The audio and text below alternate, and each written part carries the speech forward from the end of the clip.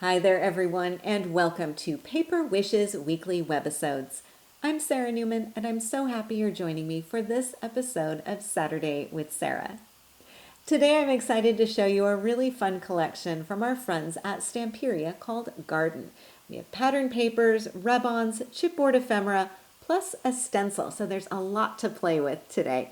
Let's take a closer look, and we can start with our 8x8 pattern paper pack. I'm going to move aside our chipboard and the rub-ons for now, and we can flip through and take a closer look. So included here, you've got 10 double-sided sheets with a gardening style. Now, some of the pages will look like this one here and have an all-over kind of faux texture design. You also have some cutouts in this collection, and this is one of my favorites because you've got the 4 really easy to cut out square elements. Beautiful illustrations on here, perfect as card focals or for the inside of your card. But on the other side of this sheet, you've also got 4 cutouts, but with room for personalization. Then you've got your all-over designs here with kind of a collage style. I think this is like a crazy quilt or patchwork quilt design. The colors are absolutely beautiful. You've got some collaging in here with vintage paper and text, sheet music, kind of faux wood in there, as well as faux fabric like this design. Here's another sheet with some cutout elements. Now on the other side of this, you've again got one of those kind of basic all over softly collaged background pieces. And of course the color palette in here with this vintage softness is really easy for you to mix and match those papers together. They come together really beautifully. Then we've also got on the inside back cover a sheet with some fussy cut elements, also for the inside front cover. And here you've also got some words and some sentiments that can be used again for the inside or for the outside of your card. It's a really nice versatile collection and very easy to use. So then we've also got 2 sets of rub-ons to go along. So we've got the garden flowers and garden goodies, and you can see the beautiful designs on here. These are really easy to apply. There are instructions on the back, but of course I'll demonstrate for you as well. Then we've also got our stencil here. Now the stencil measures 7 inches by 7 inches, and as you can see, if I flip it over here, it works with all different kinds of mediums. So it will work with a texture paste. I'm going to put it to use with some hunky-dory ink pads for stenciling and reverse stenciling techniques. So we'll take a look at that. Then back to our package of chipboard accents. I've put them onto 2 different sheets of cardstock here so that you can see them spread out. It's a little bit easier to see what's inside that package. There are 45 assorted die-cut chipboard elements, and you've got everything from the flower pots to the boots to the flowers. You've also got some butterflies and the wheelbarrow.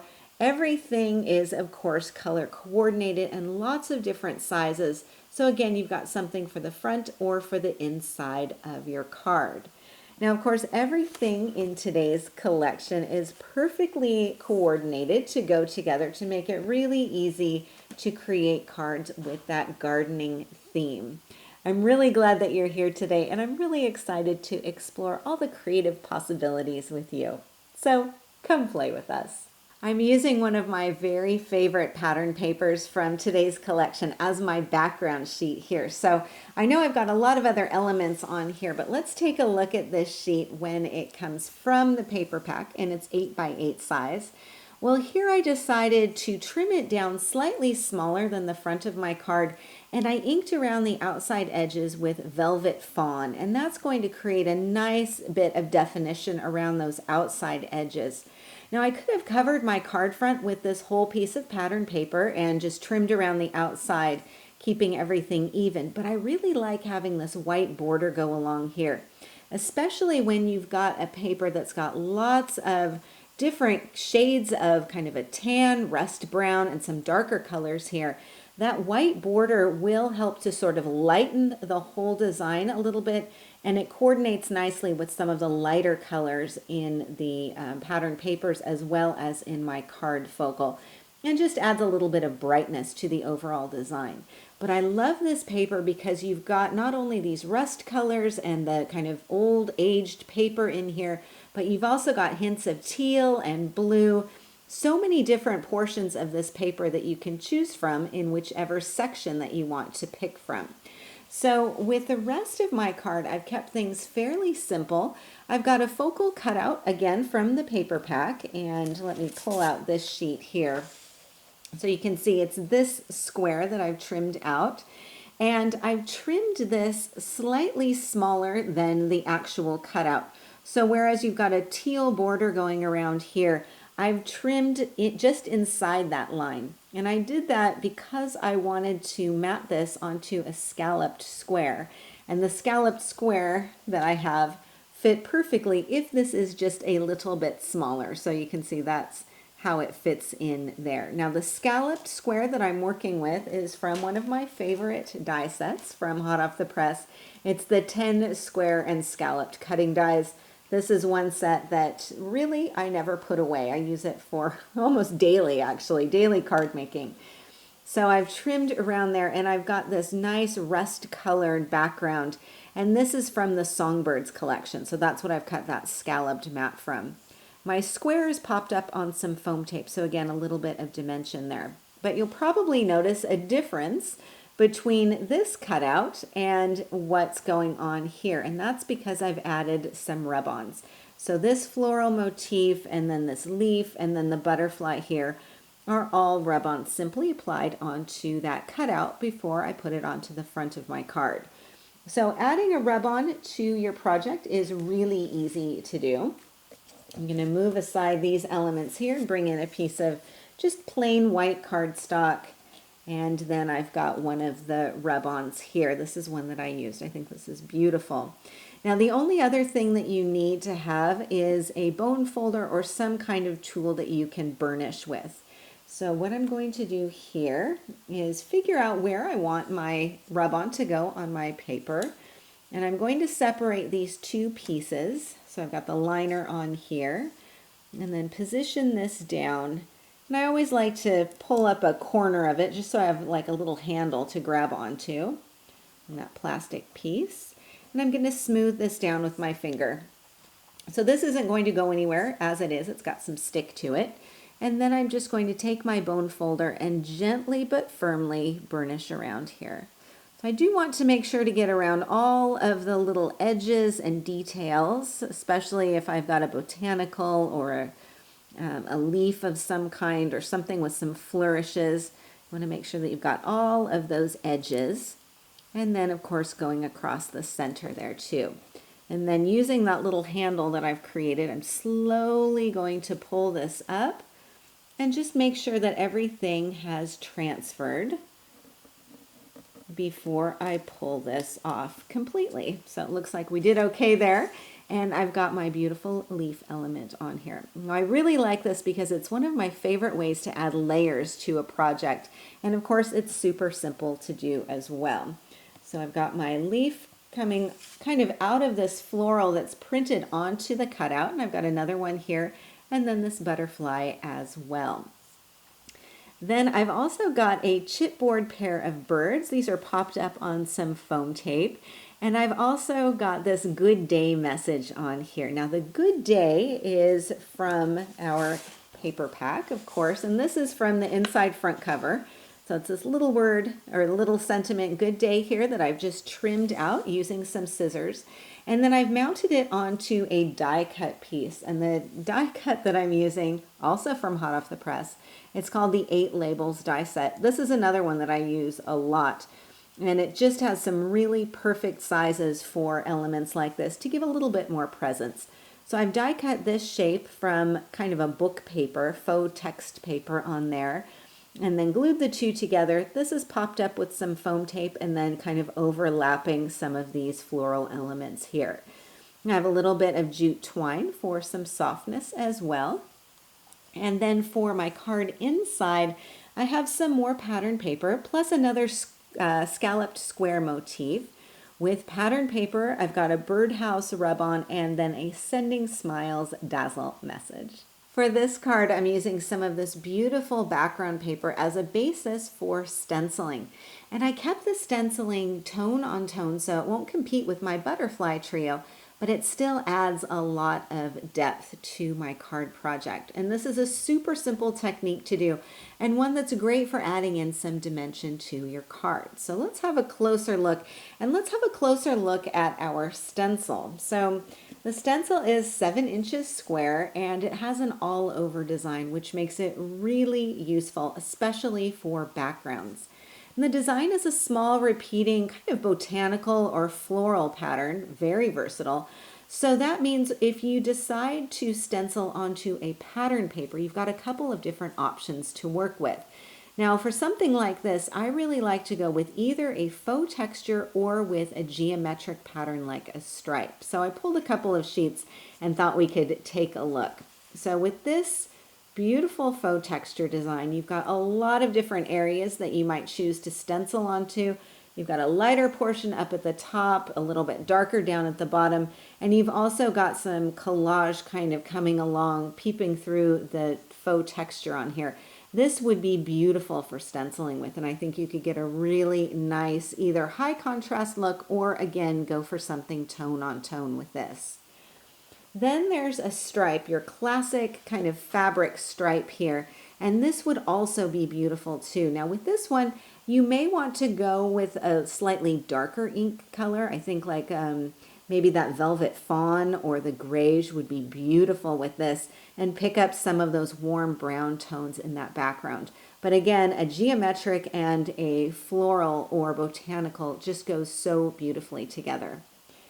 The sheet that I decided to go with is this kind of wood texture one. And again, this also has stripes to it too. So it's, again, creating some balance between the botanical and then having something a little bit more geometric on there. So that's what I decided to go with.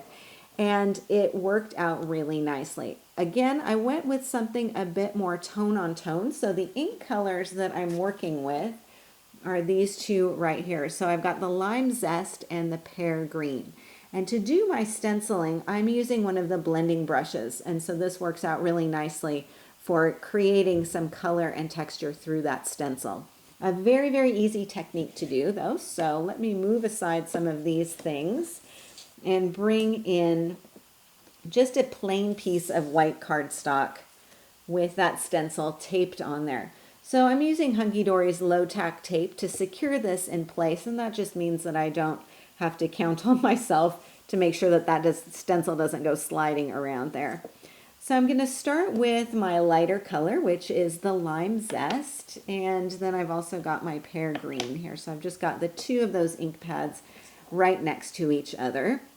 And I'm just going to grab this blending brush and get some ink onto the brush. Again, starting with my lighter color. And just gently but firmly come through here and working in a circular motion. I'm going to ink that right through the stencil. I think you can start to see where that's coming through. Now I could stick with the lighter color if I wanted to, or I could add in some darker green, which is what I did on my card.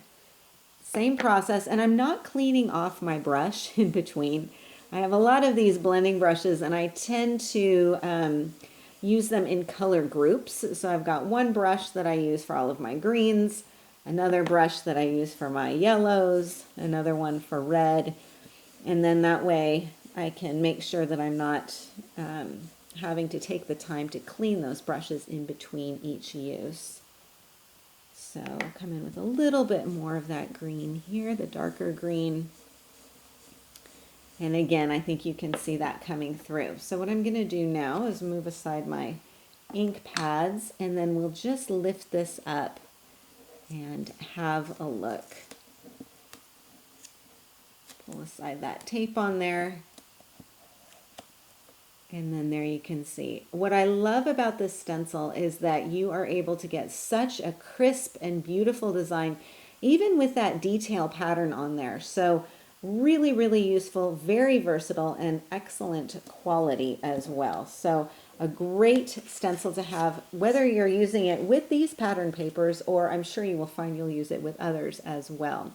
So this is what I've done here. Now, I have not used the entire stencil to cover the entire background sheet. I kind of let that fade off into some of that patterned background on there, just so that I'm able to create a really soft effect. Then I've also got my stenciled paper cut down slightly smaller than my card front. I did ink this with the Velvet Fawn, and then I added a strip of faux texture pattern paper and wrapped the piece with jute twine before gluing it to the card front. And this bow is tied separately and glued on top. And then I've got my butterfly trio of chipboard pieces popped up on foam tape and the word autumn down here at the bottom. Then for my card inside, I used rub-ons from both of the sets to accent the top and bottom corners, and then overlapped with a Miss You Dazzle sticker at the bottom. Now I have another fun stenciling technique to share with you, so I'm going to grab my water mister and then we can have a look. This card background is made using a reverse stenciling technique. So with stencils, you can either apply your ink or your medium through the open areas, or you can apply it directly onto the stencil itself to capture the reverse of the image. And I know that that sounds a little bit confusing, so let me show you. I think it'll make a lot more sense when you see the demonstration. So I'm going to move aside my card and bring in my stencil, which is on top of a stack of pieces of scrap paper. And then I'm also going to bring in my ink. So I'm using a dye-based ink pad, and this is the pink petal color. I also need to have some water, so I've got a water mister on hand. And then I've also got my white cardstock, which I'll do my stenciling onto, as well as another piece of spare scrap paper. So what I'm going to do here is just take my ink pad and I'm going to apply the ink onto the stencil. So I'm not trying to go through the stencil, although certainly some of that ink will. That's why I've got the scrap paper underneath there. But I want to make sure that the plastic is what is getting the ink on it. So I can cover as much or as little of the surface of the stencil as I want to. Now before I place my paper on top, I want to give this a quick little mist of water. I don't want to flood this, but I do want to keep that ink active and fluid. So I'll give it a couple of quick mists. Now I'm going to slip my other spare piece of scrap paper underneath there, just to keep things a little bit tidier. And then right away, I'm going to place that piece of cardstock on top. And I'm going to smooth this down. Firm, even pressure. And then when I've made contact with all of those areas on there, I'm going to lift this up. I'm not going to slide it, I'm going to lift it. And there you can see the reverse of my design. Now, every time you do this, you're going to get a slightly different look, depending on how much water you use, how much ink you use, and how much pressure you use. So give yourself a few practice rounds with this before using it onto your real life paper. That's my tip, because every time you will get a slightly different look. So practice does make perfect in this case. Now for this card, I've used that pink petal, and I've used my collage background paper as my background to do the stenciling onto. And I like this because you're still getting some of the text that's showing through even that stenciled area on here. And then for the front of my card, well, I've trimmed down that stenciled piece and I inked the edges with Velvet Fawn, and then I added this large chipboard piece with some smaller flowers foam taped at each corner. And then I have this banner die cut with the dazzle on here. Now here's a little tip. Do place the sticker onto your paper and then do your die cutting with that banner shape. It's a lot easier than trying to place a long sticker in the center perfectly of a pre-cut piece of paper. So that's what I found after multiple attempts. Just easier to die cut afterwards. Then for my card inside, I kept it very simple with just a small rub-on down here at the bottom and this joy and happiness cut out from the paper pack. Now I have another card project using that same technique, and you can see it here. I'm also using this same background paper underneath there. Now, instead of using the pink petal, I use the blush ink pad, a lighter shade. You can see the two of them in combination. So the pink petal was used over here, the blush is used here. And same process, same technique, but because I'm using a lighter ink pad color, I'm getting even more of that text showing through there. Then also for this card, I've cut away a portion of the card front and then covered the remainder with the stenciled piece, and then added a strip of faux wood paper along the edge, plus the chipboard flowers. Now this bird down here is fussy cut from one of the sheets in the paper pack. So it's this birdie right here. And then I've simply popped this up on foam tape. I've got the greetings, which is another one of the cutouts, a little jute bow glued on there. And then when you open the card, you can see where this border is kind of coordinating with our pattern paper on the inside, but you can also see it along the edge. And that lace border is, of course, from the Luscious Lace set. It's got the doily, and then it's also got this border, which I cannot stop using. I'm using this border on all of my cards. And that's just simply glued right down here on the back, along with some cardstock from the Songbirds cardstock set. And then I've got my birdhouse on here. This is another one of the elements from this same sheet. So you can see that there. And I've got a dazzle overlapping down here at the bottom. Our final card project is a center step card design, which is one of my favorites to make because it creates something that is just a little bit different. It also has a really nice center area here, a perfect place to position some of your larger focal elements like some of these chipboard pieces in today's collection. And of course, because it's hot off the press, it's also really easy to make. So I'm using the Center Step card cutting die, and this is going to give me not only my cut lines, but also my score lines on here too. So it's very simple to do. One piece, you just run it through your die cutting machine with your cardstock or paper, and you're ready to go. So if I flip this over, you can also see on the back, you've got your diagram with your mountain folds and your valley folds indicated on there too. So it's very, very simple to do. So this is a piece that I've die cut just from plain cardstock. And you can see here, if I open this up, what this will look like when it comes out of your die cutting machine, and then folding up with those valley folds and mountain folds. Now I do recommend that you use a bone folder to really score and crease those lines there to make it nice and crisp and also easier to decorate. So with my card project, I've die cut the base from double-sided green cardstock from the Window View cardstock collection. I then die cut a second piece from this pattern paper. Now the trick here is that the 8x8 paper is too small to make an entire card, but I can create a portion of it and then layer it right on top of a cardstock base, and then simply glue the two of those together, kind of nest them together and glue them together. And then that way you can use your pattern paper, your smaller pattern papers on the front and the sides here. And then you've got the inside with a solid cardstock color, which coordinates really nicely. Now for my card front here at the bottom, I've got a bit of teal paper, and I've also got this cute little striped border, which I've simply cut from this kind of faux fabric design, inked the edges, and then glued that along the edge here. Then I've got some large chipboard pieces as my focals, and I've got a Sending Smiles dazzle down at the bottom. For my card inside, well, I've got some stenciling up here at the top using pear green. I've also got another striped piece of border down there. And then on the main part of the card inside, I have a cutout.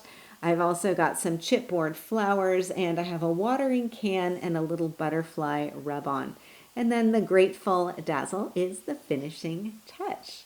And that is our final project of the day today. So a big thank you to our friends at Stamperia for today's supplies. They have been so much fun to work with.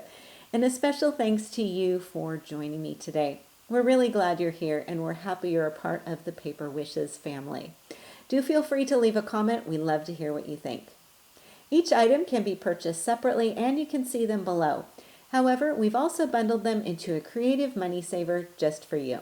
For the money saver, just see this webisode on paperwishes.com. And if you're watching us on YouTube, have a look in the description box below this video. You'll find a link that will take you to our Paper Wishes webisodes page, and you can see everything I just mentioned. If you enjoyed our video today, we'd really appreciate a thumbs up. It helps people to find our channel. And don't forget to subscribe. We create 3 to 5 videos each week, so there's always something fun to inspire your creative spirit.